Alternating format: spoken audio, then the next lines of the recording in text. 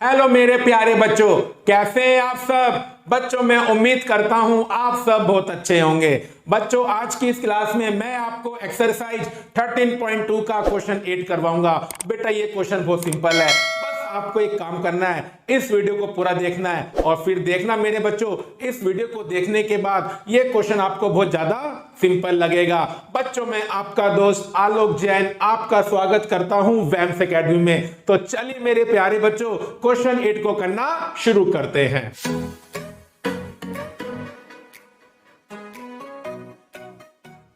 मेरे प्यारे बच्चों क्वेश्चन 8 को करना शुरू करते हैं। तो चलिए बच्चों पहले क्वेश्चन को रीड करते हैं। ए spherical glass vessel has a cylindrical neck 8 centimetre long 2 centimetre in diameter. The diameter part is 8.5 centimetre. बेटा यहां पर थोड़ा सा मिस्टेक हो गई, ये लिखा हुआ है the diameter of spherical part. तो बेटा हमें क्या गिवन है, स्फेयर की रेडियस गिवन है, एक्चुअली में डायमीटर गिवन है। देखिए बच्चों एक बर्तन है जो स्फीयर की शेप में है और उसके ऊपर एक नेक है बच्चों, वो सिलेंडर की शेप में है जिसमें से हम पानी को भरेंगे और पानी को बाहर निकाल सकते हैं बच्चों। तो देखिए बच्चों by measuring the amount of water it holds, बेटा हमने पता करा कि इसमें कितना पानी आ सकता है। तो एक बच्चे ने इसका वॉल्यूम फाइंड किया, क्योंकि कैपेसिटी निकालने के लिए बच्चों क्या निकालते हैं, ऑब्जेक्ट का वॉल्यूम। और मेरे बच्चों वो कितना आया 345 centimetre cube. Check whether she correct taking the above as inside measurements and pi equal to 3.14। अब बच्चों में चेक करना है कि उस बच्चे ने जो वॉल्यूम निकाला है इस बर्तन का वो सही है या नहीं है। और आपको मानना है कि जो आपको गिवन है इनसाइड मेजरमेंट है। मेरे बच्चों अगर बर्तन है तो वो होलो होगा, तो इसके दो सरफेस बनेंगे, एक इनसाइड और एक आउटसाइड। लेकिन बच्चों पानी हम कहां भरेंगे, अंदर की तरफ भरेंगे। इसका मतलब बच्चों मुझे क्या पता होनी चाहिए, इनसाइड रेडियस। अब बच्चों इस क्वेश्चन में ये लिखा हुआ है कि जो आपको सिलेंडर की रेडियस पता है और स्फीयर की रेडियस पता है, इसे हमें क्या मानना है कि ये इनसाइड रेडियस है। और बच्चों पाई हमें क्या यूज करना है, 3.14। अब देखिए बच्चों ये बात तो मैं जानता हूं ना, स्फीयर के ऊपर एक सिलेंडर रखा हुआ है। अगर मुझे इस बर्तन का क्या निकालना है, कैपेसिटी, मतलब क्या निकालना है, वॉल्यूम। तो मेरे बच्चों कैसे निकालेंगे, स्फीयर का वॉल्यूम प्लस सिलेंडर का वॉल्यूम। तो चलिए बच्चों अब जो जो डायमेंशन हमें गिवन है बेटा वो लिखते हैं। तो देखिए बच्चों में क्या गिवन है, रेडियस ऑफ स्फीयर। बेटा हमें गिवन है डायमीटर, लेकिन हमें क्या चाहिए, रेडियस। तो हम क्या कर देंगे बच्चों, हाफ कर देंगे।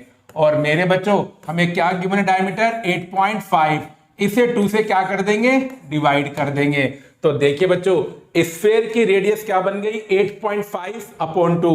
बेटा इसे आप ये रहने दीजिए, इसे 2 से डिवाइड मत करना, आगे चल के डिवाइड करेंगे बच्चों अगर हमें जरूरत पड़ेगी। चलिए बच्चों अब देखिए रेडियस ऑफ सिलेंडर, क्या मेरे बच्चों, रेडियस ऑफ सिलेंडर, जिसे बच्चों मैं क्या मान लेता हूं, स्मॉल आर। अब बच्चों में क्या गिवन है, डायमीटर, तो 2 से क्या कर दो, डिवाइड, तो ये बन जाएगा 1 सेंटीमीटर। मेरे प्यारे बच्चों अब देखिए हाइट ऑफ सिलेंडर, क्या मेरे बच्चों, हाइट ऑफ सिलेंडर। और मेरे बच्चों वो इस क्वेश्चन में मुझे क्या गिवन है, 8 सेंटीमीटर। चलिए बच्चों अब इस बर्तन की कैपेसिटी निकालते हैं, कैपेसिटी ऑफ द वेसल। तो देखिए कैपेसिटी ऑफ द वेसल, और मेरे बच्चों कैपेसिटी जब निकालनी होती है तो मैं क्या निकालना होता है, ऑब्जेक्ट का वॉल्यूम निकालना होता है। और मेरे बच्चों इस बर्तन में स्फीयर का और सिलेंडर का कॉम्बिनेशन है, तो ये क्या बनेगा, volume of sphere, volume of sphere plus volume of cylinder. ठीक है मेरे बच्चों, कितना सिंपल क्वेश्चन है। चलिए बच्चों अब फॉर्मूले रिप्लेस करते हैं।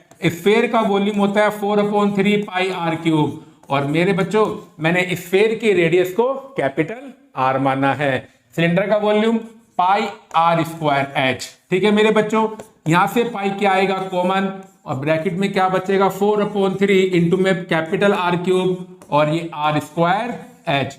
अब बच्चों वैल्यू क्या करेंगे, रिप्लेस। पाई की वैल्यू क्या गिवन है, 3.14, और मेरे बच्चों आर क्या निकला था, कैपिटल आर 8.5/2, और बेटा स्मॉल आर 1 है, और मेरे बच्चों एच कितना है, 8 है। चलिए बच्चों अब इसको सोल्व करते हैं। तो देखिए बच्चों 3.14 ब्रैकेट में 4/3। मेरे बच्चों इस क्वेश्चन में 8.5/2 का, सॉरी बच्चों यहां पर ये क्यूब आएगा मेरे बच्चों, क्या आएगा, क्यूब आएगा। 8.5/2 का क्यूब है बच्चों, तो इसको 3 बार लिखेंगे। 8.5/2 मल्टीप्लाई 8.5/2 मल्टीप्लाई 8.5/2। और मेरे बच्चों प्लस में क्या है, 1 का स्क्वायर मल्टीप्लाई 8, 1 का स्क्वायर 1 होता है और 1 इंटू 8 मेरे बच्चों 8 बन जाएगा। चलिए बच्चों अब कैंसिल करते हैं, ये 2 पे चला जाएगा बच्चों, फिर 2 से 2 कैंसिल। अब देखिए बच्चों क्या और कुछ कैंसिल हो रहा है, बिल्कुल बच्चों अब ये कैंसिल हो जाएगा 4.25। तो मेरे बच्चों ये क्या बनेगा, देखिए मेरे बच्चों 8.5 इंटू 8.5 जब आप करोगे बच्चों तो ये बन जाएगा 72.25 मल्टीप्लाई 4.25 अपोन में कितना आएगा बच्चों 3 प्लस 8। अब बच्चों यहां से 3 क्या आएगा, एलसीएम आएगा मेरे बच्चों। बेटा इनको मल्टीप्लाई करेंगे अभी, तो देखिए अब बच्चों जब आप 3 एलसीएम लोगे ये कितना बन जाएगा बच्चों 24। अब मेरे बच्चों ये कैलकुलेशन आप घर पे कर लेना, पहले इन्हें मल्टीप्लाई करना, फिर बच्चों जो भी आपका आंसर आएगा उसमें 24 को ऐड करना, और बेटा फिर 3 से क्या करना, डिवाइड, और 3 से डिवाइड करने के बाद जो आपका आंसर आएगा उसे 3.14 से मल्टीप्लाई कर देना।